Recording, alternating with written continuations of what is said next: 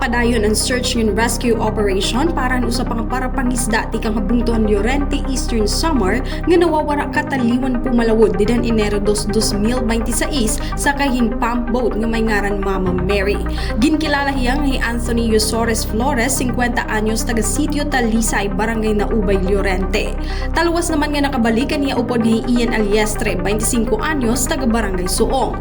Sumalakan Police Captain Bermudo Gulo III, Acting Chief of Police and Llorente MPS, hi Ian Aliestre igin turn over han MDRRMO Salcedo nga to Llorente Municipal Police Station alas 6:30 han aga yan nga Enero 5. Sumalakan Aliestre nalunod an ira sa kayan adlaw han Enero 4 tungod han dagko nga balod. Naglangoy hira ti pakadto Sitio Tongkip Llorente nga dito na hira nagkabulag ngay Anthony.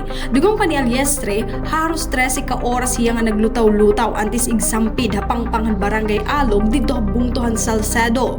Alas 3 han kaaghon yan ang adlaw hiyain natabangan han mga residente. Hapag kaya na nakikipagsumpayan ng mga otoridad ng Philippine Coast Guard yan hapagharani ng mga bungto para naman mahiagian ang nawawara pang parapangisda. Kung hinumanan may impormasyon may unong kan Anthony, alayon makipagsumpayan ng mga otoridad o tumawag hal Llorente Municipal Police Station han numero 0997-439-3965.